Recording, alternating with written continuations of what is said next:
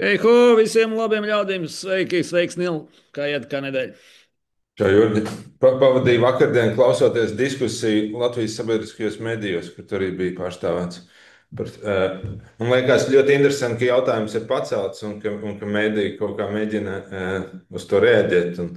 Man liekas, ka tur labi norādīja, ka tas vien, ka tu esi tur uzaicināts, tas parāda, ka tā diskusija kā tām diskusijām vajadzētu notikt. Bet kopumā man šķiet, ka. Vismaz arī no tā, ko pārējie runāja, ka nav īsti sabiedrībā, bet arī starp ekspertiem un tiem, kas tur vada un žurnālistiem, nu, tāda skaidra izpratne, ko vispār varētu nozīmēt tāds mēdījis, visi var izteikt, kurā visi viedokļi tiek balansēti un visi viedokļi tiek uzklausīti. Jo tā galīgi neizklausījās tāda pašsaprotama lieta. Tagad to teicu, man liekas pašsaprotama, loģiski, priekš kam vēl sabiedriskais mēdījis tikai tāpēc, lai. Bet nē, tur daži, piemēram, Līcītis, laikam viņam tas redaktors, reāli ziņu redaktors. Saka, nē, pareizi, vajag tādu kopējo vienoto viedokli veidot. Tas vispār pareizi. Nu, tā kā, vienkārši tur vajag varbūt arī cits uzklausīt, bet tas pareizi, ka mēdījis veido vienu viedokli sabiedriskais. Vai arī interesanti bija tā mediju uzrauga, ombuda ideja, ka mums jau it kā ir pat labāka situācija nekā BBC. Jo jā, tur BBC ir, kur viņiem tur tie ziņojumi ilgi iet un kā. Bet mums, es uz katru ziņojumu uzrakstu pretziņojumu, un tas kaut kur mājaslapā publicēts, un tas parāda, ka mums ir labāka situācija. Nu, tāda super zēma, kā paškritika vispār. Bet tā pati ideja un diskusija, man liekas, nenormāli svarīga, jo tas, kā sabiedriskie mēdīji šobrīd ir, es domāju, ka tas īsti nav, nu, tas nav, tā teikt, ilgspējīgi. Ja neskaitot to, kas ir ārkārtīgi negodīgi un traucējoši visam, kas var. Un, bet jā, kāds tev sajūtas pēc tās diskusijas? Tikai tas kaut kas, kas iet uz priekšu kaut kādā virzienā vai? Ja kas mēs runājam tātad par diskusiju Latvijas radio krustpunktos šo trešdienu, ja nemaldos, var paskatīties YouTube, atrast vai kaut kur, jā, par sabiedrisko mediju lomu. Nu, tā. Nē, nu, es arī, protams, nu, es par to esmu vienmēr bijis, nu, cepies un iestājies un tā tālāk, ka Latvijā nav šo te, teiksim, vispār standartu tādu žurnālistikas standartu, kādi, teiksim, pastāv BBC vai citos sabiedriskos medijos Eiropā, kur absolūti augstākais pamatkritērijs būtu nodrošināt viedokļu daudzveidību, nodrošināt visu viedokļu līdzsvaru, dot iespējas, dot balsi, dot platformu visām grupām, sabiedrības, visiem, teiksim, viedokļiem. Viņi to noreducē ar plakanās zemes argumentu. Restīvi, kāpēc viņi saka, kāpēc tas ir muļķīgi tā domāt?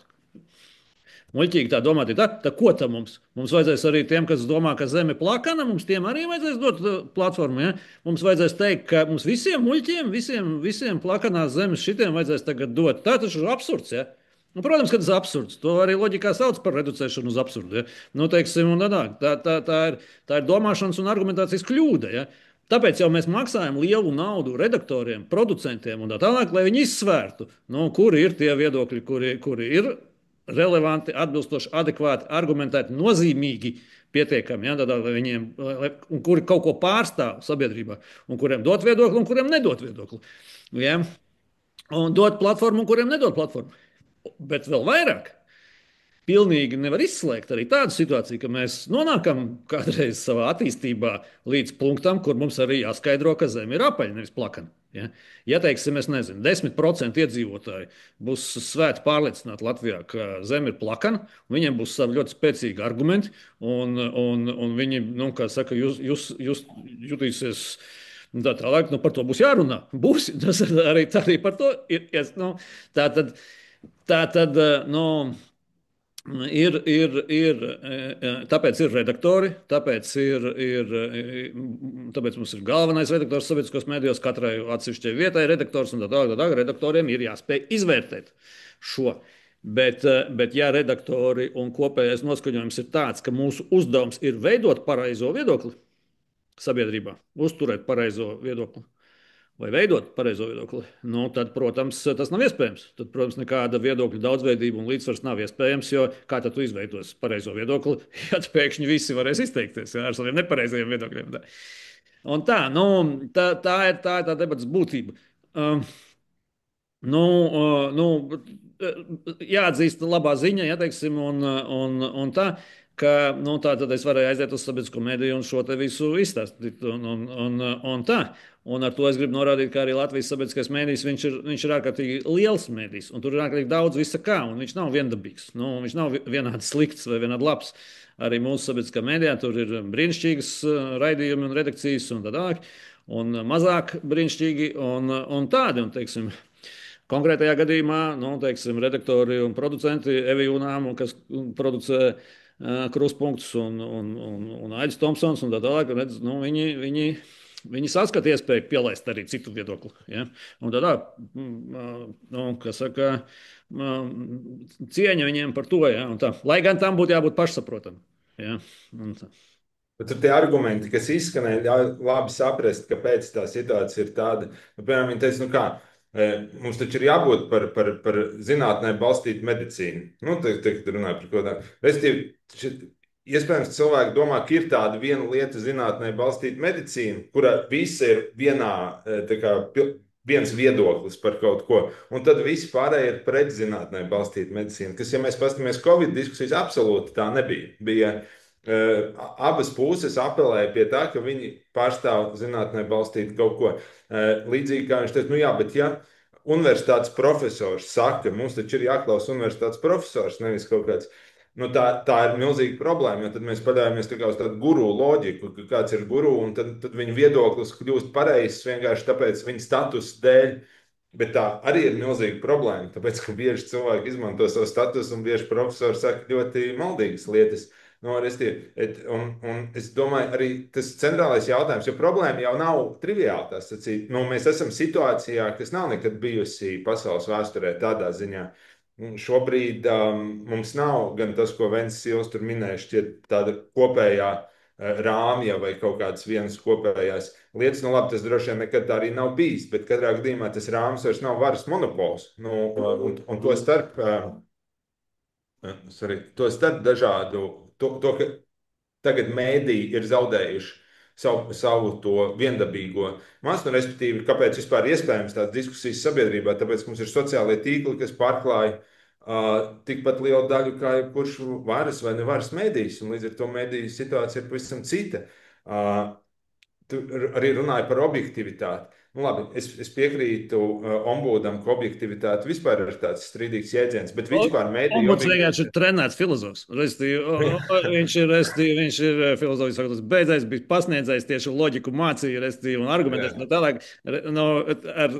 tādā telpā ir jābūt uzmanīgākam, kā es biju, lietojot dažādas jēdzienus tādus, kā, un tādā, jā. Bet, ja mēs runājam par pati ideju, ka mēdīja var būt objektīva, parādījās tieši ar privātiem mēdījiem. Mums gadsimtiem eksistēja avīzes, kuras piederēja tur leiboristiem, kas piederēja tur vigiem vai aristokrātiem.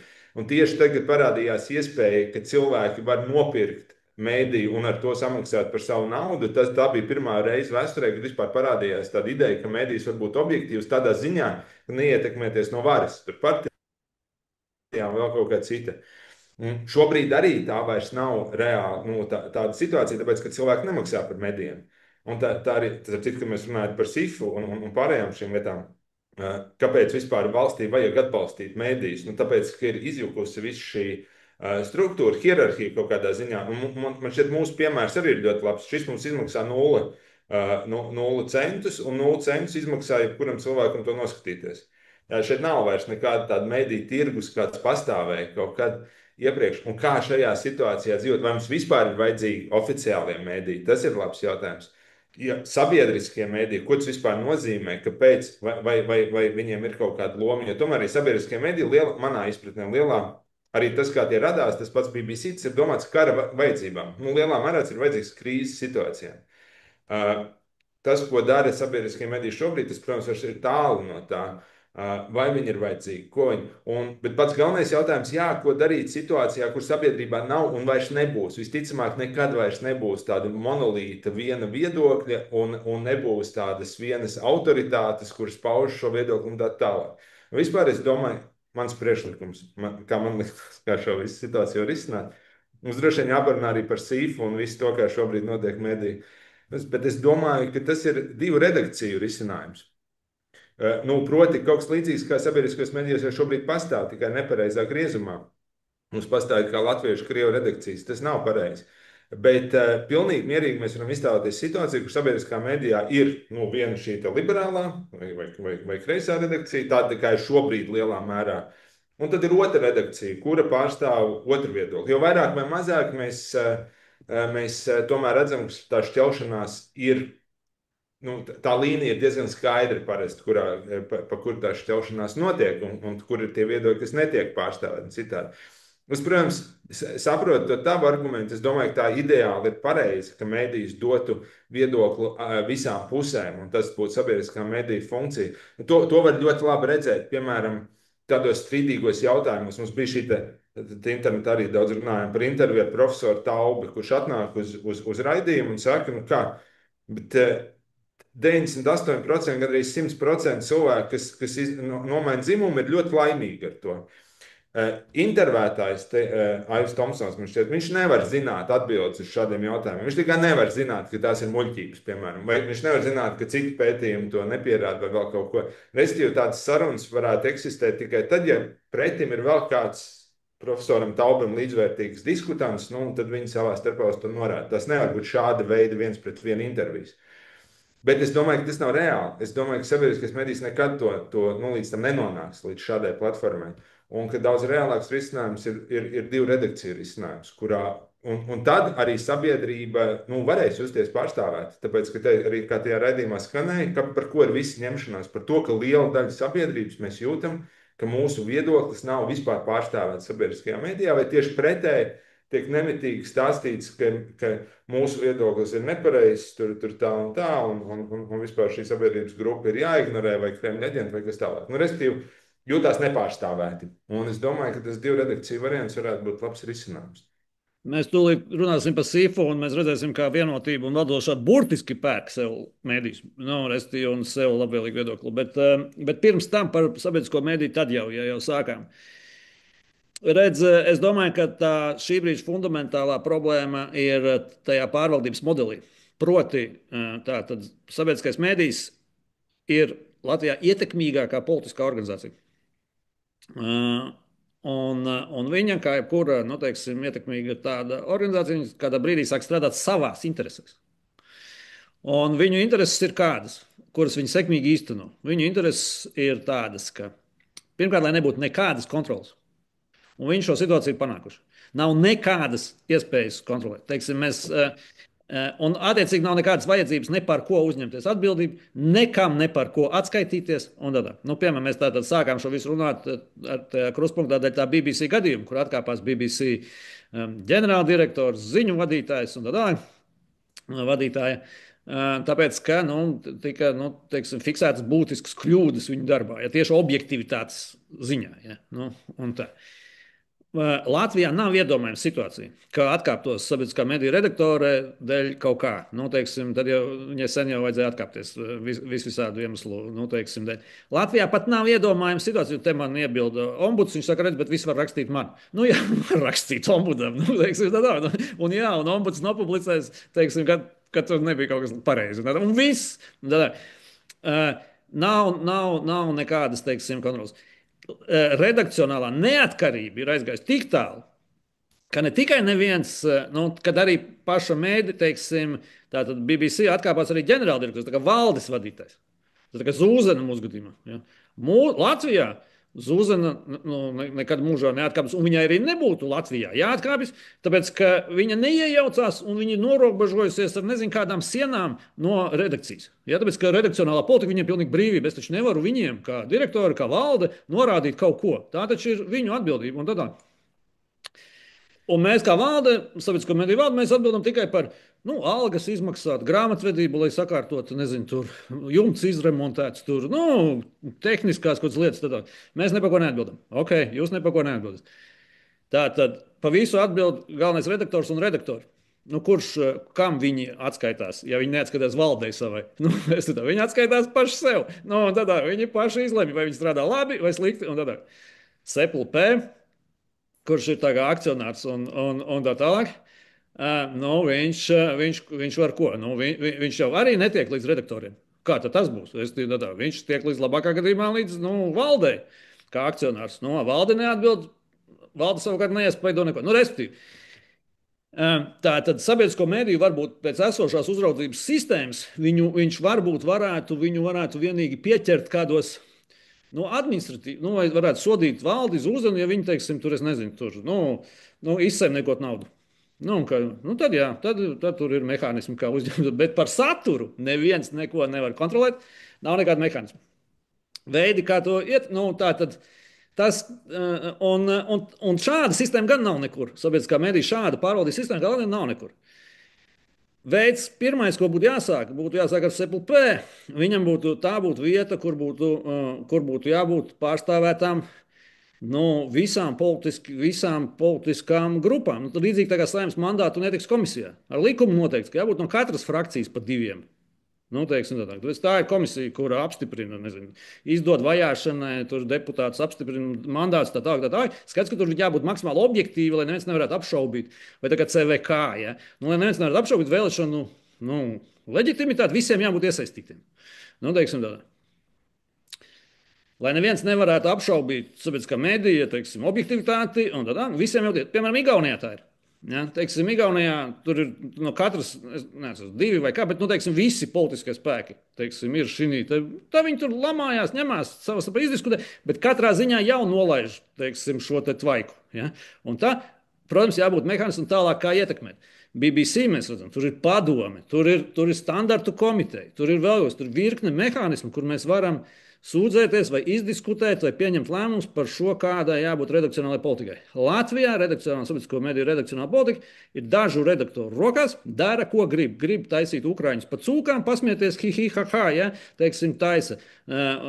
Kāds norāda, ka tas nav pieņemami, nejaucieties mūsu redakcionālā neatkarībā. Ja? Un tā. Kāds grib rīkot diskusijas, kurās nav nekādas objektivitātes, piemēram, par krievu valodu sabiedriskos medijos varējām redzēt. Ja? Vienkārši tātad galvenā redaktora domā, ka krievu valodai jābūt sabiedriskos medijos. Tas, ka ir Saeimas lēmums, ka nav jābūt, tas mums neinteresē. Mums ir redakcionāla neatkarība. Tādā nacionālās drošības koncepcija. Neko nezinām. Man ir redakcionāla neatkarība. Es domāju, ka krievu valodai jābūt. Mēs rīkojam diskusijas nedēļu no nedēļas dažādās platformās, kuros aicinām ekspertus, kuri pārstāv tikai vienu viedokli, kuri stāsta tikai vienu viedokli, kuri veido viedokli. Ja? Un tā.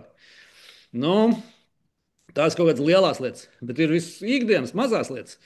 Un SIFA mēdī būs brīnišķīgs piemērs, ja tu, saņem naudu no valdības, un tu raksti tikai labu par vienotību.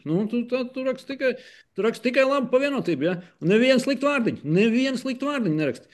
Un tev tas pat nav tā, ka tev tā vienotība kaut kā zvanītu un teiktu, neraksti. Tu jau pats saproti. Ja SIFA vadībā visu nosaka vienotība progresīva, un tu gribi saņemt 500 000 arī nākamgad, Dievs pasarg. Tu vienīgais, ko tu darīsi, ir kontrolēs, lai neparādās nekas slikts. Par maniem naudas devējiem. Skaidrs, loģiski. Un tā. Un sabiedriskie mediji, līdzīgi. Ja? Sabiedriskie mediji, viņu uzdevums savukārt ir saglabāt savu kā politiskai organizācijai šo ietekmi un neatkarību. Un viņi arī pieskata gan politiku, gan tā, šādā rakursā. Jāsāk ir ar uzraudzības modeļa maiņu un tā. Un ar tiem viedokļiem jau arī, tas, ko mēs runājam par dažādiem viedokļiem, tas attiecās tikai uz viedokļiem, uz viedokļu raidījumiem, diskusiju raidījumiem un tādiem visādām ziņām ir jābūt neatkarīgām. Skaidrs, ka objektivitāte, ja mēs runājam par filozofiskās kategorijās, tādas nav. Ar objektivitāti šeit tiek saprasts, maksimāli vispusīgi. Mums tur preses likumā visur tas aprakstīts īstenībā. Vispusīgi apskatīts no visām pusēm notikums, ar visiem iespējamiem relevantajiem viedokļiem un argumentiem šī sakarā un kontekstu un tā tālāk. Un tu nedrīkst ierāmēt, nu, teiksim, realitāti pēc saviem ieskatiem. Tu nedrīkst rakstīt virsrakstā, siliņa taisnojas tur pa kaut ko. Nu, tas ir ierāmēts, tas ir tur jau vēstījums. Ja? Viņa dura taisnojas, ir izdarījis kaut ko sliktu un taisnojas. Ja? Nu, tas ir ierāmē, kad ierāmē ziņas, ja? Kad ierāmē, nu, teiksim tā. Vai nu, tās visas lietas nav pieļaujamas. Ja? Nu, nav pieļaujams tur, teiksim, nu, labi. Par šo ilgi, protams, varētu, nu, teiksim, Bet, cepties. nu, jā, katrā gadījumā tas notiek. Un, ja runā par sīfu, tad es domāju, tur ir tāds ideoloģisks jautājums, kā mēs esam nonākuši kaut kādā brīdī līdz tādai atziņai, kas te šķiet pilnīgi normāli to paust, ka neatkarīgi mēdīji var pastāvēt tikai, ja viņus finansē valsts. Nu, respektīvi, ka valsts finansējums ir vajadzīgs, lai nodrošinātu neatkarību. Un tas no vienas puses tas šķiet pilnīgi absurds apgalvojums. Nu, teiksim, tas izklausās pilnīgi vai, tāpēc, ka realitātē, protams, ka ir pilnīgi pretēji. Un jebkurš mēdījis, kā reizi mēs iztēlojamies, nezinu, tur ir 90. 2000. gados, par ko visu uzteikt, mēs esam nesaistīti ar valsti, tur jebkuras tur naudas plūsmas. Tagad ir absolūti adekvāti, ka no valsts finansējuma plūst nauda pat it kā caurspīdīgā, godīgā veidā, kas mums šķiet ir vēl drūmāk. Un tas kaut kādā veidā it kā garantējot neatkarīgas medijas. Protams, ka tas ir absurdi, tas ir absolūti tieši pretēji. Jautājums par to, vai vispār vajadzētu būt tādai situācijai. Es zinu šo argumentu, ka daudz saka, jā, mazie mediji, tur lauku reģionālie mediji nevarētu pastāvēt, vēl kaut kas. Varbūt, bet manuprāt, labāk ir nogriezt kādu iespēju, ka valsts uztur šādus savus oficiālos kanālus, neoficiālos, precīzāk sakot, nekā pavērt durvis. Tāpēc, ka iesākumā jau šim arī bija laba doma. Teiksim, tas jau viss tiek pamatots ar labiem nolūkiem. Protams, mēdī nevarēs rakstīt par tādām lietām, kas varbūt ir svarīgas, bet kuras cilvēki nelasa vai kā citādi. Tad ir kaut kāds finansējums tam, bet tas pavēr pilnīgi citus vārtus, kurus pēc tam nav iespējams nokontrolēt. Un tieši kā tu saki, ja vien es neesmu galīgi traks vai ārprātīgs, neviens jau nekodīs rokā, kas viņu baro. Kāpēc, lai kaut ko tādu darītu, un tās summas nav mazas? Un mēs esam redzējuši, ka gadu laikā tā ir izaugusi par milzīgu, tur starp citu viņi paši lieto šo vārdu ekosistēmu. Šeit droši var runāt par varas ekosistēmu, kas sastāv no redzamās varas, no ievēlētiem cilvēkiem, un tad ir mēdīji, kas šajā ekosistēmā spēlē ļoti lielu lomu un kurus šī vara finansē tiešā veidā. Un tad ir nevalstiskās organizācijas, kas ir vēl viena interesanta tēma, par kuru varbūt ir vērts šajā saistībā runāt, jo arī ļoti līdzīgs mehānisms. Situācija, kurā tiek runāts, ka, lai pastāvētu nevalstiskais sektors, valstī ir vajadzīgs to uzturēt un finansēt. Absolūti absurds. Tā ir tā ideja nevalstiskam sektoram. Mēs esam, turpat vārdā ir iekļauts nevalstiskais. Okay. Tas no vienas puses ir komiski, bet no otras puses tas ir bīstami. Tāpēc, ka nevalstiskais sektors patiesībā pilda nopietnu funkciju. Viņi uzmana varu, viņi iestājās par tiem, kurus vara negrib redzēt, vai izliekās, vai kaut kādā veidā apspiež, vai nepamana. Restīvi nevalstiskiem aktīvistiem ir super svarīga loma demokrātijā. Bet tikai tad, ja viņi ir nevalstiski. Ja tiklīdz viņi kļūst valstiski, viņi zaudē viens šo lomu. Un otrs, viņi sāk pildīt valsts, viņi patiesībā strādā kā ierēģi, bet bez ierēģa atbildības un bez jebkādas atskaites funkcijām. Restīvi, tas ir it kā privāts bizness, kas tiek finansēts no valsts un pilda it kā valsts funkcijas, bet bez šīs atbildības, kas ir valstī. Restīvi, vesela virkne. Un tas, ko mēs redzam, ka, protams, tad, kad valstī ir kādi svarīgi jautājumi, protams, neviens jau tur neuztraucās. Jūs tur dodiet tās psihologu konsultācijas bērniem, vēl kaut ko, tas nav svarīgi. Bet tad, kad tas kļūst svarīgi, tad tas kļūst par diezgan ievērojamu instrumentu, kuru var mobilizēt, kurš iestājās par lietām, kas valdībai ir svarīgas. Piemēram, kas pauž atbalstu, raksta tur vēstules publiskas. 20 nevalstiskās organizācijas iestājās par to un to, par to, ka SIFs ir jāsaglabā. Tā ir reāla ekosistēma gadiem būvēta. Sadalām šo jautājumu. Jā, tā tad SIFA sakarā tieši tā par nevalstiskām organizācijām svarīgi, bet varbūt pabeidzam par mēdījiem, par cik mēs to iesākam, un tad vēl bišķi par sabiedrības par tiem tur. Nu tā tad, par viņi, varbūt vēl bišķi jāapsaka. Tā tad SIFS ir tāda organizācija, pārsvarā vienotības vadīta, bet, nu, kultūras ministrijas lielā ietekmē. Tātad, kuras budžets ir 37 miljoni gadā. 37 miljoni gadā. Diezgan liels budžets, kur strādā 85 cilvēki. Es tur administrēju izdevumu, tā ir nopietna iestāde. Nu, teiksim, un tā. Un SIFA mērķis. SIFS ir kas tā ir par organizāciju? Viņu, viņu mērķis ir tātad publisks nodibinājums, un viņi paši raksta, nu, tātad Sabiedrības integrācijas fonds nodrošina efektīvu sabiedrības saliedēšanas politikas īstenošanu. Tas ir viņu sabiedrības saliedēšanas politikas īstenošana. Saliedēt sabiedrību. Nu, vispār tas mēs zinām, ar ko sākās. Viss tur gara vēsture, priekšvēsture, lai arī SIF šī izskatā dibināts salīdzinoši nesen. Nu, mums ir bijis sabiedrības integrācijas, nezinu, pat ministrs, valsts ministrs, viss kaut kas un tā tālāk. Nu, mēs zinām, mums ir ar integrāciju problēmas. Nu, visi zina visas problēmas. Tā. SIFs tā tad nodrošina efektīvu sabiedrības politikas īstenošanu un sniedz nozīmīgu atbalstu nevalstiskam sektoram, lai stiprinātu valstisko piederību un demokrātiju. Atbalstot pilsoniski izglītotu, aktīvu, atbildīgu un iekļaujošu sabiedrību. Tāds ir mērķis. Sāksim ar to, ka jau šo izlasot, vienkārši uzreiz skaidrs jālikvidē. Viņi nenodrošina efektīvu sabiedrības saliedēšanu. Tas tā kā par ko mēs runājam. Kuram tas nav skaidrs. Bet, nu labi. 37 miljoni, kurus laikos, kad valsts skaita katru eiro, kā te izteicās Šuvājos, ja?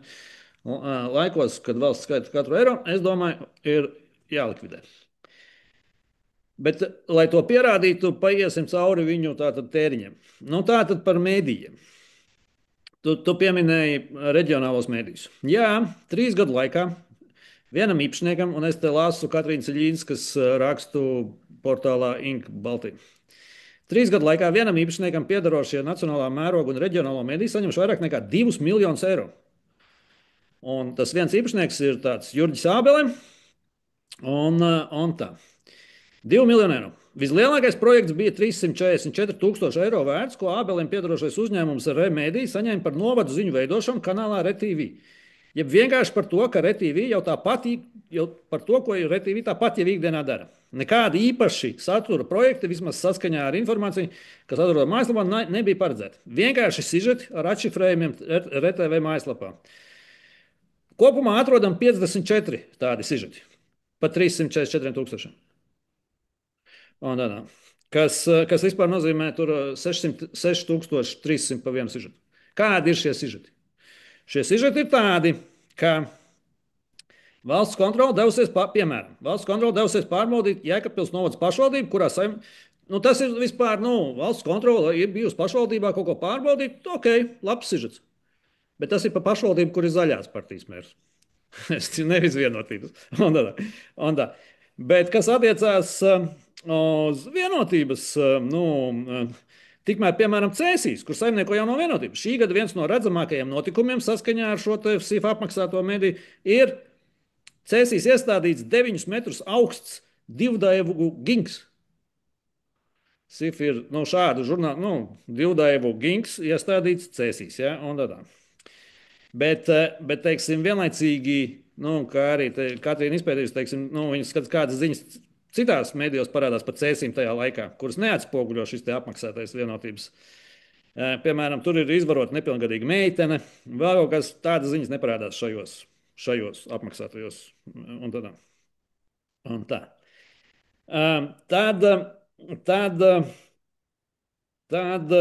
Tur tādā garā, ja, teiksim, un kāpēc ZZS piekrita arī neko nemainīt? ZZS ir tāds sponsors un biedrs Zaļās partijas. ZZS biedrs un ziedotājs, nevis Zaļās partijas, atvainojos. Ričards Zaks. Viņam pieder EHR mediju grupa. Tie ir visādi radio, tie ir visādi tur Starfiem un tā. Un tā. Viņš saņems pēdējos 3 gados 690 tūkstošus eiro. 692 tūkstošus eiro. Un tā. Nu, skaidrs, ka demokrātija ciestu nenormāli. Ja, teiksim, kaut kāds Star FM nesaņemtu, kur vispār nav ne ziņu, nekā, ne diskusiju, ne politisku raidījumu, ne kaut kā. Nu, gan jau varbūt kaut kas ir, nezinu, apstās. Bet, un tā. Nu, tādā garā, ja, teiksim, tāda līmeņa, teiksim, ir šie te projekti. Katrīna arī raksta, nu, teiksim, tie kapacitātes stiprināšanas programma. Viņi saka, ka vispār zādzība gaišā dienas laikā. Tā tad, jebkurš biznesa priecātos, ja visa tauta nodrošinātu tam attīstības izdevumus. Lielāku absurdu grūti privātā biznesā iedomāt. Aplūkojot 25. gada apstiprinātos un nofinansētos projektus, mēs redzam, ka no valsts līdzekļiem ir stiprināti tikai un vienīgi tādi mediji, kuri pieder partiju sponsoriem vai citām saistītām personām.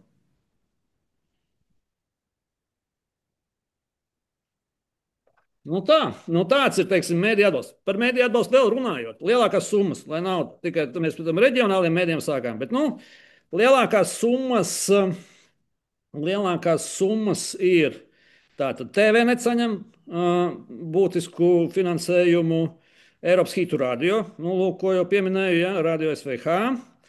Tālāk, tur radio, tur vēl kaut kas, tur Remedija, žurnāls Santa, Lilita, cits mēdījis, un tā, Delfi, Latvijas medija un tam līdzīgi. Viens no pirmajiem, kurš izlec aizstāvēt šo te sistēmu, bija Delfi redaktors, ja? Filips Lastovskis, un viņa arguments ir tāds, ka šī brīnišķīga sistēma, un tur nekādu risku nav demokrātijai, jo tā esot maza daļa no kopējā finansējuma. Un Delfiem tā arī ir. Tur neliela daļa no kopējā finansējuma, ko viņi saņem no MAF, tāpēc tas mūs tā kā neietekmē. Un tā. Tur pirmkārt, tā nav līdz galam taisnība. Daudziem tie ir līdz 30% no finansējuma. Viņi nepastāvē. Un daudziem arī, kuriem tie procenti ir mazāk no apgrozījuma, tas ir jautājums par, vai tu esi peļņā vai nē. Ja tieši šis nosaka, vai tie uzņēmumi vispār ir dzīvotspējīgi vai nē, tad viņi pilnībā atkarīgi. Nevis nav atkarīgi, tāpēc, ka viņiem tas procents maz, bet viņi pilnībā atkarīgi no šī finansējuma.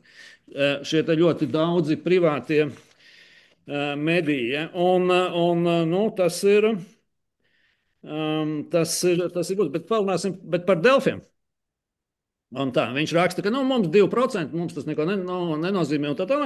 Lai gan summā tas arī nav nemaz tik maz, cik Delfi saņem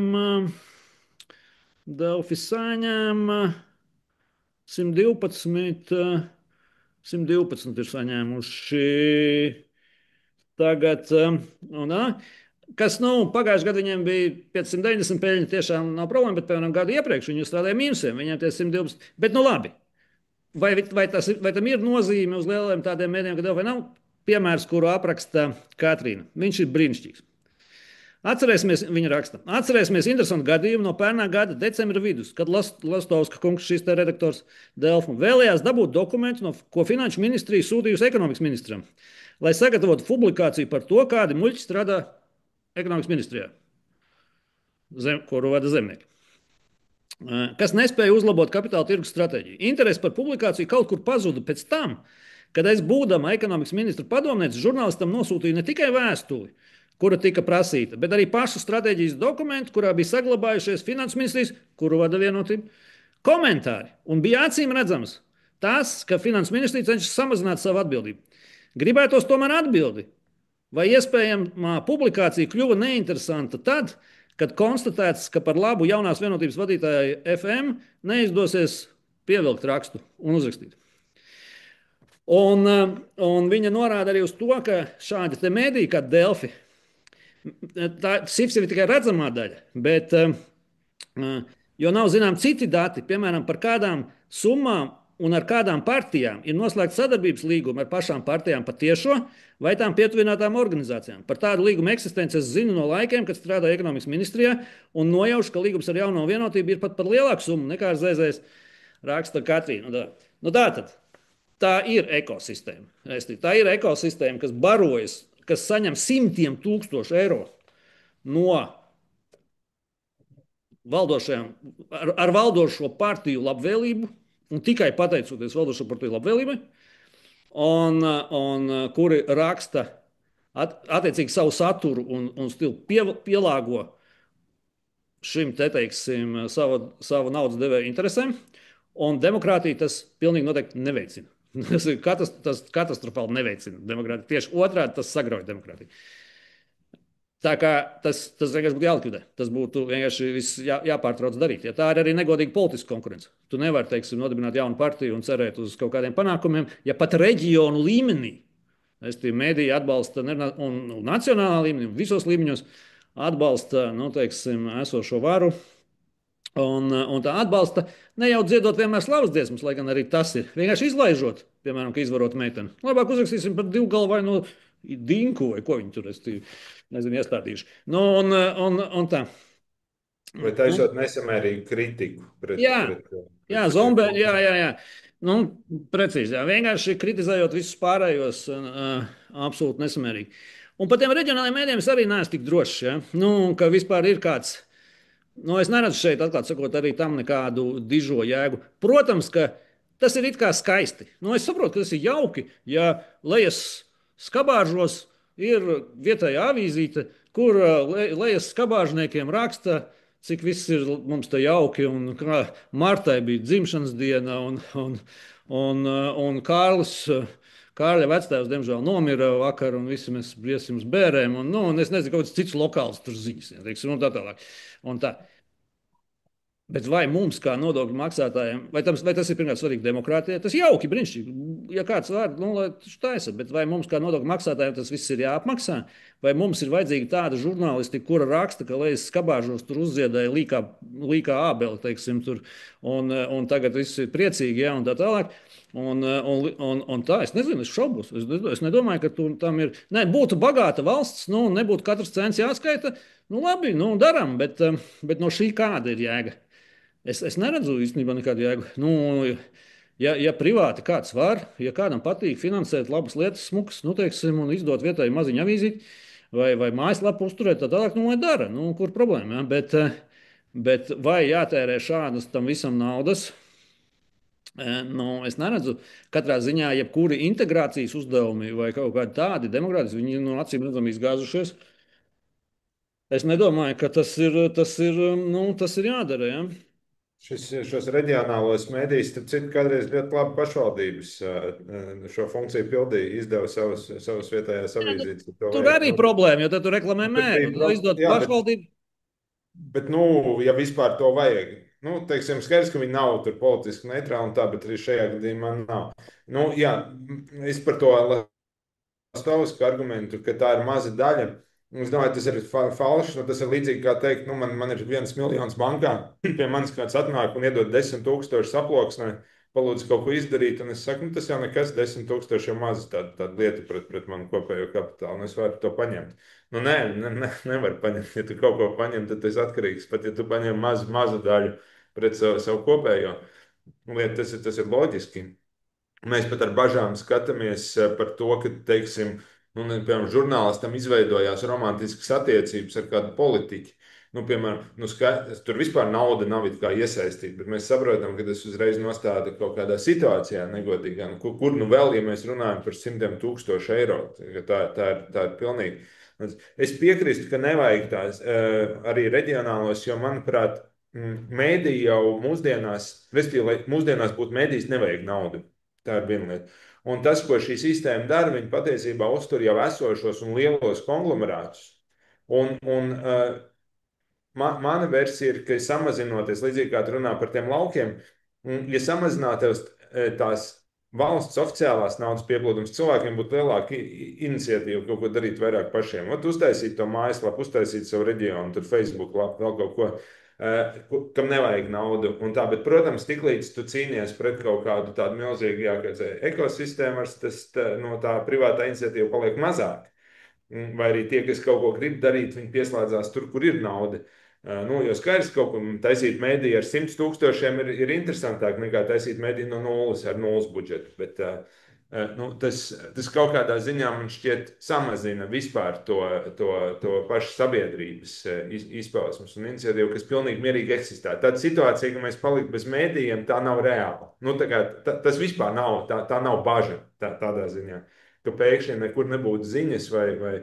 Un es arī atgādināšu, ka SIFA viņi jau daudzkārt tiesājās. Nu, tā kā reāli tur ir liels problēmas. Viņi ir tiesas procesos, par viņiem ir daudz sūdzību, bet arī tā ir organizācija, mēs atceramies, ko, teiksim, ļoti acīm redzam, viņi deva naudu, piemēram, tādam portālam kā Satori, kas ir kreis, progresīvi orientēts un noraidīja jebkādu finansējumu portālam Telos, kas jau tāds nav ar absurdiem argumentiem, ka neatbilst Telos teksti kaut kādai tur kvalitātei, vai arī tie ir labākās kvalitātes teksti, kas ir pieejami latviešu valodas telpā šobrīd. Nu, acīm redzami, klāji parādot, ka tā ir tīri ideoloģiska organizācija, bet atkal jau man šķiet ir svarīgi uzsvērt, nav problēma, ka mēdījis ir ideoloģisks. Nav problēma, ka TVNets vai Delfi ir, teiksim, tur radikāli kreisi vai ar valdību kaut kā savienot. Problēma ir tajā, ka valsts viņus uztur, ka viņi var dabūt valsts naudu. Un citi to nevar, tie, kas nav. Un es domāju, tā ir tā centrālā problēma, jo tā neļauj, protams, izveidoties sakarīgai opozīcijai. Jā. Bet sīk to pastāvēšanu vispār ārkārtīgi grūti pamatot. Es pat nezinu, es pat nepamanīju, kurā brīdī zaļie saimnieki to visu atmet atkal atpakaļ. Tā viņa rīcība ir tik haotiska un nesaprotama. Piezvanīju sponsoru, jā. Un es pastāstīju, ka nevajag. Es vienu vēl repliku par to. Nē, nu, redz, tas jau viss notiek apstākļos, ka mēs pa 50 miljonu uzturam sabiedrisko mediju. Jā. Mums jau ir sabiedriskais medijs. Un, es uzskatu, ka sabiedriskais medijs, ja viņš ir pareizi nostādīts un pareizi organizēts un pareizi pārvaldīts, viņš ir ļoti svarīgs un ārkārtīgi vajadzīgs. Un iemesls, kāpēc, kas ir tā atšķirība, ko tu saki starp privāto iniciatīvu un, teiksim, apmaksātu mediju, ir tas, ka ir kaut kādas žurnālistikas lietas, kas prasa laiku un piepūli. Arī mēs to nedarām. Mums ar tevi nav laika. Teiksim, tajā krustpunkta diskusijā Sila saka, bet redz, kur tu jau esi mediju kritiķis. Es netaisu nevācu datus, netaisu kontentu analīzes, neskaitu tur minūtes, neanalizēju virsrakstu ierāmējumus. Tas prasa darbu. Es nevaru to brīvā laikā.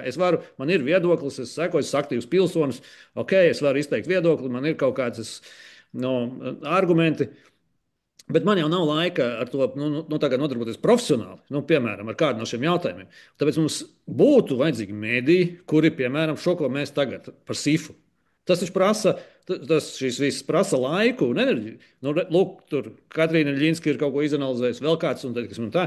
Bet tas taču prasa iet cauri projektiem, tāmēm, visam, kam skatīties, tad skatīties, kas ir īpašnieki, tad skatīties, kādās visas tās saites meklēt. Tas taču ir pētījumi. Tas būtu jādara, piemēram, sabiedriskam medijam. Piemēram, sabiedriskam medijam būtu šis viss sīp jāuzspridzina. Ja? Teiksim, tā jāuzliek. Nevis, ko mēs esam brīvā laikā kaut ko, savākuši. Un tādam mēdījam būtu sabiedrība noteikti maksātu naudu, teiksim, un visi būtu apmierināti. Diemžēl viņš arī šo funkciju nepilda. Ja?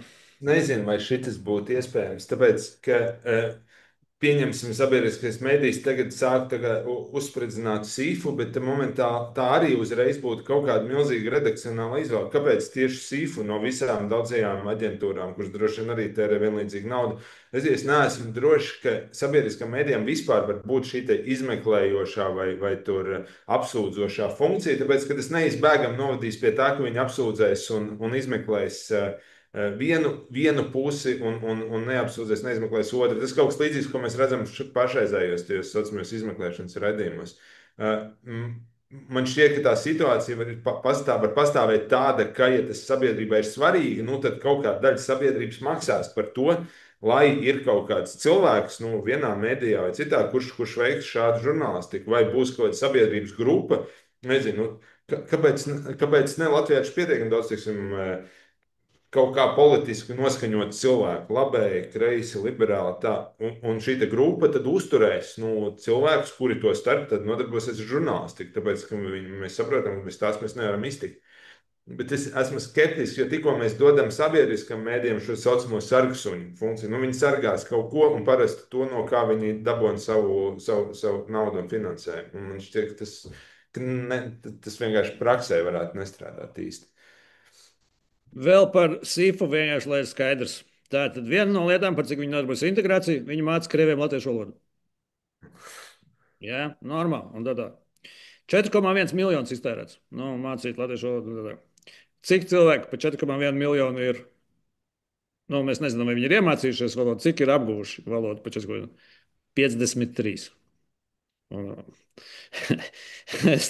6400 eiro mēnesī uz vienu tērē. Uz vienu tērē. Mēs viņus uz Jēlu varētu sūtīt.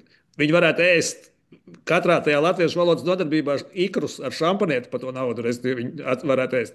Nu, tas ir, es gribētu vispār tādos kursos piedalīties, kur, teiksim, mēnesī te iztērēts uz mani 6400 eiro. Un tā. Tas ir kā, tā ir, kā bija tur rakstīts, efektīva, ja, sabiedrības tādā. Tas ir vienkārši, un tas ir SIFs, tas ir vienkārši, neticams, ja, un tā. Nu, protams, ka tur ir tādi visādi pārējiem, es domāju, pie tā, kā viņi finansē nevalstisko sektoru. Nevalstiskais sektors. Tātad pārsvarā viņi finansē nevalstisko sektoru, kura tā juridiskā adrese ir Alberta ielā 13. Ja tu esi tāds NVO, kurš neatrodas Alberta ielā 13, sagadīšanās pēc, tad tā. Bet es esmu bijis tajā, tur ļoti jauks telpas. Tas ir jāatzīst, ka tur ir jauki atrasties. Vispār man kādreiz tur bija birojam telpas, mēs nevarējām atļauties vienkārši tādas telpas.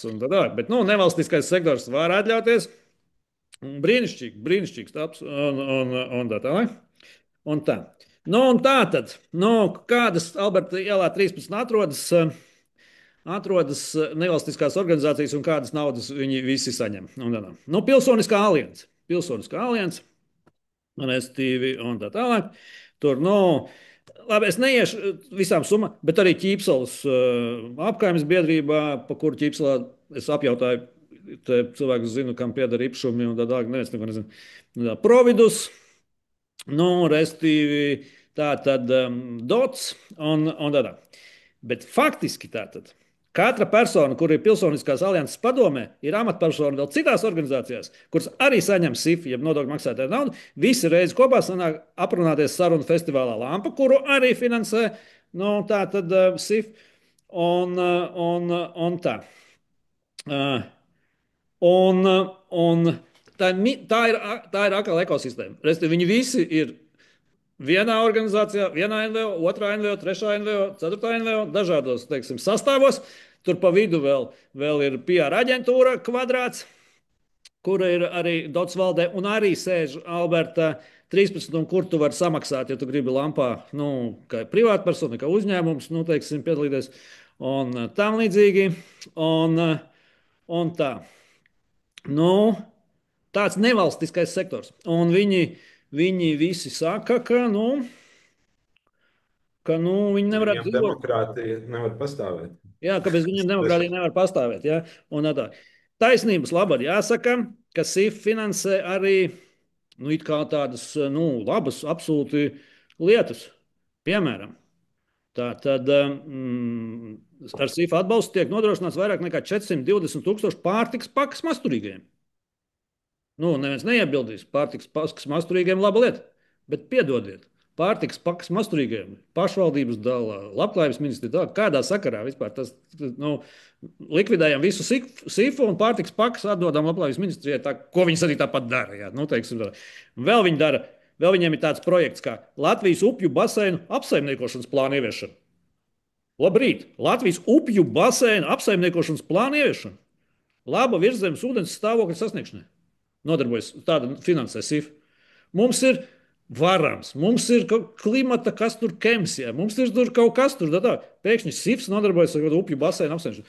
Nav jāslēdz. Jāslēdz, vienkārši jāslēdz ciet. Ja? Un tā. Un tad tur viss tie brīnišķīgie projekti, tur restīvi. Madara kosmetika un virši tur bērnistabu ierīkot vai kaut ko tur restīvi. Ko tik viņi visi nedara? Vienkārši jāslēdz. Vienkārši viss tas viss jātaisiet. Un tā, neticams kaut kas. Bet es saprotu, ka to var būt grūti izdarīt, tāpēc, ka, nu, protams, momentā saaktivizējās visas organizācijas, kas to finansējumu no SIF saņem, un viņas ir ļoti skaļas, loģiski un pamanāmas. Un uzreiz uzrādījās, ja mēs paskatījāmies, no kā tikai neuzrādījās atbalsta vēstules SIFām, tā kā no visām, no ļoti, ļoti dažādām. Un, restīvi, viņi savu darbu kaut kādā ziņā ir darījuši labi. Viņi to savu sistēmu, ekosistēmu ir izvērtuši pietiekami plašu. Es, starp citu, vēl vienu niansu gribēju pieminēt. Kaut kādā ziņā es abrīnoju šos cilvēkus, kas ar to nodarbojas, tāpēc, ka tajā, ko viņi dara, viņi ir diezgan efektīvi. Un tas, kas notika, bija tik līdz sākās runas par to, ka SIF varētu likvidēt. Parādījās arī ziņa par to, ka Latvijā tiks izveidots jauns fonds, respektīvi jauns fonds ar Norvēģijas finanšu instrumentu finansējumu. Es neatceros, tas bija 3 vai 6 miljoni pirmajos 2 gados, kas arī darīs, principā tieši to pašu, ko dara šobrīd SIF.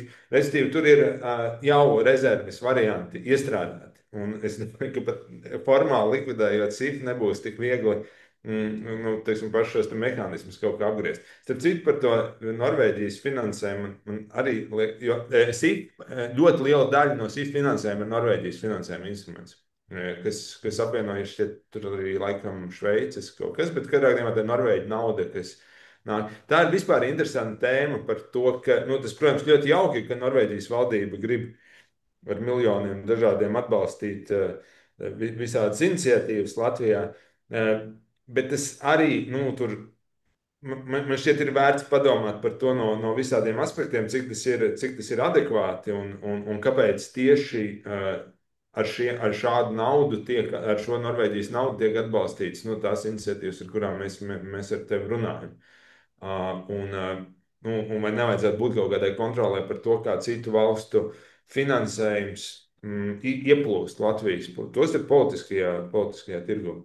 Nē, ārvalstu aģentu status, es domāju, nav nepieciešams ieviest kaut ko tādu. Un arī Eiropas fondu nauda ir sīvā. Es to visu atbalstu. Tikai kā? Tātad, ja tas ir nevalstiskais sektors, tam jābūt nevalstiskam sektoram. Mēs, protams, esam brīva valsts. Tu vari dibināt kādu NVO gribi, vienalga kādu ideoloģiju, ideju vārdā vai kaut ko, taču, protams, mēs to atbalstam, lai zied 1000 ziedu dārzs. Mēs to visu atbalstam. Ja tu vari, kā NVO, nevalstiska organizācija, piesaistīt līdzekļus no vienalga Norvēģijas, no Eiropas Savienības fondiem, tad brīnišķīgi. Taisiet, dariet, teiksim, tā. Papardes zieds, tur tavs mīļais bija saņēmis, restīvi, finansējumu. Kāds brīnums viņu vādot tā Čurika, kura restīvi kandidē no vienotības vada pāri, ja tur kaut kā es neesmu izsakojis tam. Un tā, viņai, piemēram, tas projekts, ja, 40,000 viņi dabūja tā tālāk. Un viens no solījumiem sarīkot 2 diskusijas ar politiķiem pirms vēlēšanām. Klau. Mēs arī varētu sarīkot, es domāju, par 40,000, 2 diskusijas. Tā ir tāda naudas slaukšana. Jo brīnišķīgi jūs visi NVO dariet, rīkojiet diskusijas, visu dariet. Tikai ne par mūsu naudu. Kāpēc? Kādā sakarā? Teiksim, mēs jau, es saku, maksājam par šo visu citās vietās, kā nodokļu maksātāji. Šis viss jau citur ir. Mēs maksājam par politiķu diskusijām, sabiedriskos medijos, mēs maksājam, tas viss jau ir. Ja? Kāpēc mēs par to jāmaksā Čurikai, restīvi un kaut kādai tādā? Atkal, ja tu vari privāti svākt naudu, tev ir tā, brīnišķīgi, superīgi. Dariet, ko taču, kā rokas jums rokā. Ja? Un tā, tikai neprasa man naudu. Prasa cilvēkus, kas atbalsta, kurus tu pārliecini, kuriem simpātisks tavs idejas, vai personība, vai kaut kas. Normāli. Bet, es domāju, šim vajadzētu būt vienam no centrālajiem priekšvēlēšanu jautājumiem partijām. Kāds ir jūsu plāns attiecībā uz SIF? Gatavība arī kaut ko darīt. Nevis kā zaļiem zemniekiem, kuriem ir kuri pauž vienu un tad visu laiku dara ko citu, bet nu, reāli, kas ir tas solījums attiecībā uz šo, attiecībā uz nevalstisko sektoru, nu, tāpēc tas ir izšķiroši svarīgi. Es starp citu domāju, kas man vienmēr interesējas, ir, kā tas tā vēsturiski ir sanācis, ka šī ekosistēma ir nu, tajā, ko mēs saucam, relatīvi liberāla, kreisa progresīva, visā šajā griezumā, bet nav nekas pat līdzvērtīgi tuvs ne mēdīju ziņā, nekā citādi otram sabiedrības spārnam. Nu, Restīvi, mums nav tāda analoga žurnālam, kurš būtu nosacīti konservatīvs. Vai Tā. mums nav pat tādu NVO, bet mums nav tāda Alberta iela, kurā pulcētos līdzvērtīgi, tur nezinu, Nacionālās apvienības kaut kādi pietuvināti, vēl kaut kas, restīvi labai. Mums nav nekas tam līdzīgs vispār samērojami, un tas man vienmēr šķiet ārkārtīgi interesanti, kāds vēsturiski tā ir izveidojies. Tas ir ļoti labs jautājums, tāpēc ka gluži tā it kā arī nav.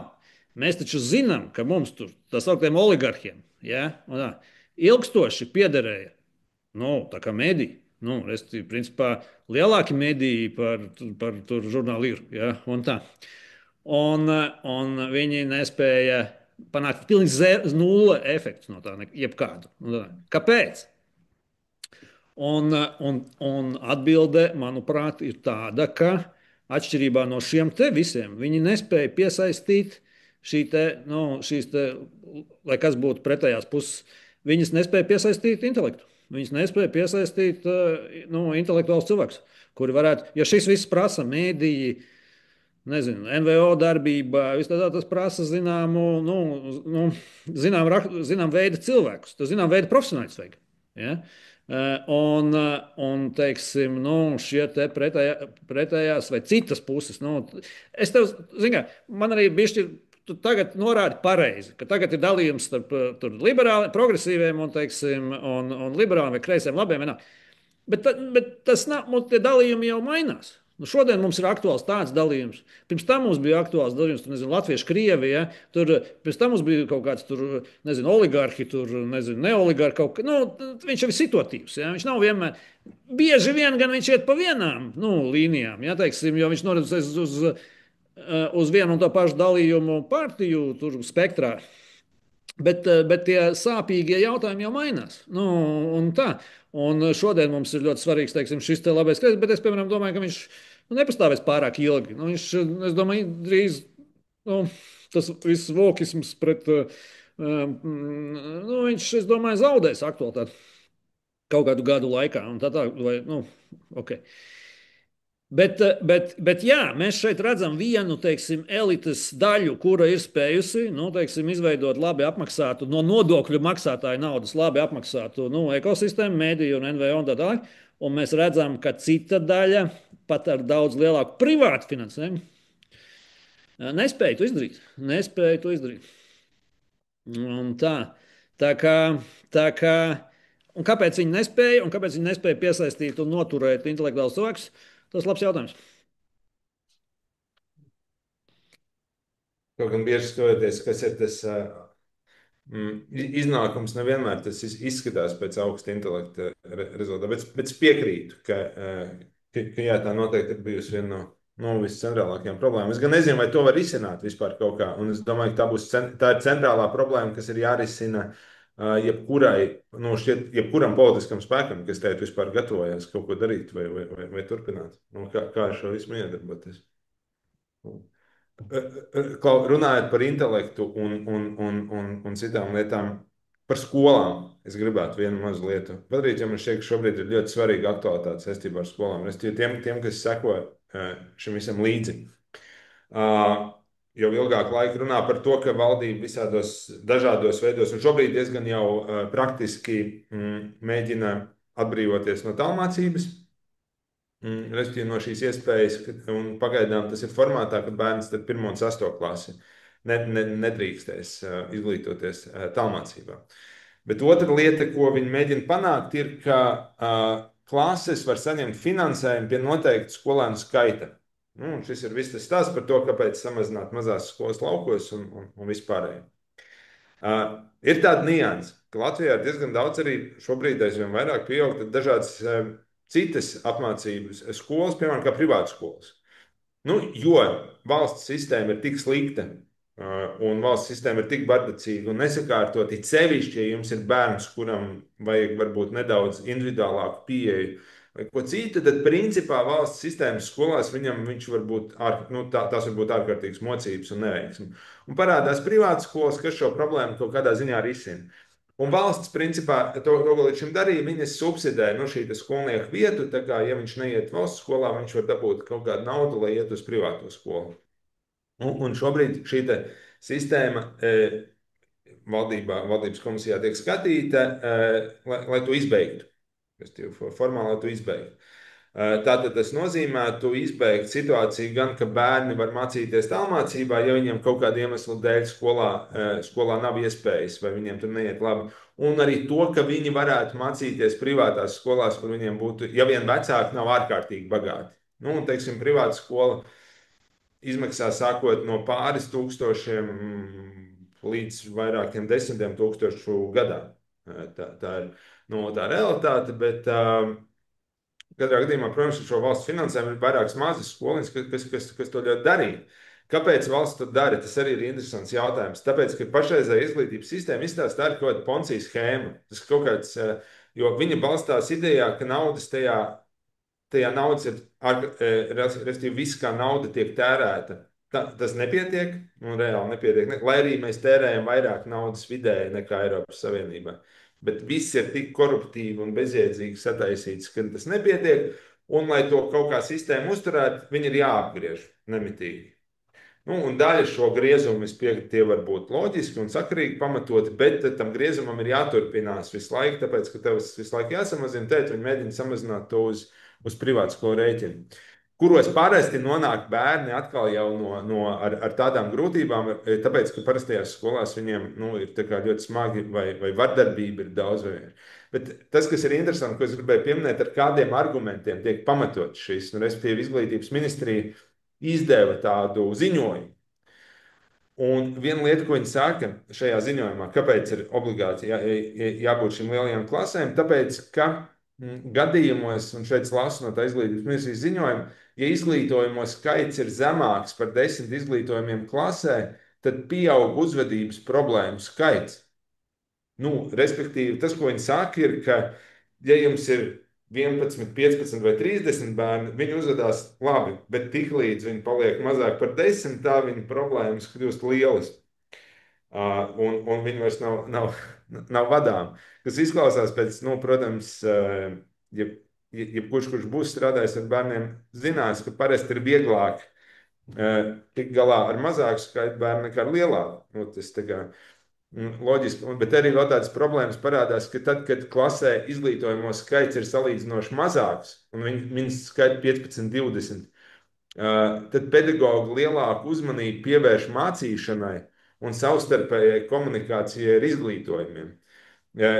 Tādējādi samazinot pašvadības un samazinot mācīšanās prasmes mūža izglītības perspektīvā.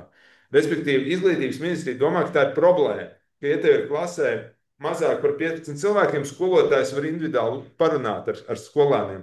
Un arī tas, ko viņš var darīt, viņš var mācīt tos skolēnus. Kas viņuprāt, ir problēma, tāpēc, ka tad šie skolēni neiemācās mācīties, visu mūžu pašvadīt, mācīties tās starpviju prasmes vai kādas prasmes apgūt. Mēs tie diezgan murgainas idejas. Tur viņi arī min kā pamatojumu, ka rekā ir kur 46 izglītojumie klasē un vispār optimālais skaits, ko viņi min no 28 līdz 36 izglītojumiem klasē. Es reiz arī pateikšu, kopumā tā arī nav taisnība, ka mazas klases vienmēr nenozīmē labas klases un daudz bērnu vienmēr nenozīmē, ka tas ir slikti. Ja jums ir pie diviem nosacījumiem, jums ir ļoti efektīvs skolotājs, un jums ir ļoti labi disciplinēti bērni klasē, spējīgi mācīties. Respektīvi, jums ir laba uzvedība klasē, jums ir labs skolotājs. Tad jūs varat vadīt 3, 5, 40 skolānu klasi pilnīgi mierīgi. Ja jums ir neefektīvs skolotājs kaut kādiem iemeslu dēļ, un vai skolēni, kuri nav disciplinēti, kuri nespēja uzvesties, vai skolēni ar kādām uzvedības problēmām vispārējo, tad īstenībā arī divi bērni būs problēma. Nu, tā kā tad jums arī ar diviem bērniem jūs varat būt haosā un nevarēt viņiem neko iemācīt. Jā, tur nav tāds tieši sakrības. Bet tas, ka kopumā bērniem, kuriem ir grūtāk, viņiem mazākas klases ir labāk, parasti, nu, tas tā kā neapstrīdam. Ir ceļš tāpēc, ka mūsu skolās ar disciplīnu ir milzīgas problēmas, ir uzvedība vispār milzīgas problēmas, un ir samesti kopā bērni bez jebkādas atlases, bez jebkādas šķirošanas, respektīvi bērni ar diezgan lielām vajadzībām vai problēmām ar bērniem, kuri varētu būt ļoti disciplinēti un mācīties spējīgi, ja viņiem būtu attiecīga vide. Nu, nemaz nenāju par to, ka arī skolotāji nevienmēr ir super efektīvi un motivēti un sagatavoti. Nu, mums šobrīd ir tāda situācija, kur ļoti jau sliktā situācijā, kur daudzi bērni tiešām cieši un daudz bērni neiet uz skolu, kā pat arī saimā pamanīju un konstatēju. Daudz bērnu vienkārši nemācās, un daudz bērnu nemācās matemātiku un neprot lasīt, sasniedzot 9. klasi. Tagad vēl valsts dara visu, lai samazinātu iespējas tiem bērniem, kur varētu kaut ko tādu darīt ārpus valsts sistēmas, apmeklējot mazākas klases privātās skolās, tāpēc, lai uzturētu savu brūkošo, neefektīvo skolu tīklu. Man tas liekas ļoti skarbi, ļoti smildzīgi, un es ļoti ceru, ka viņi nepaspēs to izdarīt šajā sasaukumā, un ka nākamajās vēlēšanās tomēr kaut kas šajā situācijā mainīsies. Jo šie ir visi politiski lēmumi, protams, bet tas, kā tas šobrīd notiek, uz ko tas iet, tas ir. Un daudzām ģimenēm tā ir reāla personiska traģēdija. Jo tagad viņām, kas tiek pateikts, ir tas, jums ir jāizņem savus bērnus no tās klasītes, kur viņš jutās labi, un kur viņš beidzot sāk mācīties, vai kur viņš beidzot gāja uz skolu neraudot un nekliedzot katru dienu. Un jāliek atpakaļ valsts skolā 3-5 bērnu klasē, jo izglītības ministrija domā, ka tā ir problēma, ka skolotājs runā ar saviem skolēniem, vai tā ir problēma, ka viņš viņus māca, nevis liek viņiem mācīties pašiem un attīstīt savas pašvadības prasmes. Tikai tā īsumā. Tā bija viena no lietām, kas man reāli satricināja no vietējās politikas. Es baidos, ka man te ir sliktas ziņas, jo es domāju, ka šis, cik es pareizi saprotu, šis iet kopā ar budžetu. Tādā ziņā, ka šī ir tā sauktā naudas seko skolai, tur tā reforma jau sen iesāktā un nepabeigtā, kuru viņi ir nolēmuši pabeigt, un tam ir vajadzīgs finansējums, kurš tad, es saprotu, tagad ir nākamā gada budžetā, un tāpēc ir vajadzīgs šīs te, teiksim, šīs izmaiņas citos normatīvos aktos, tā kā viņi to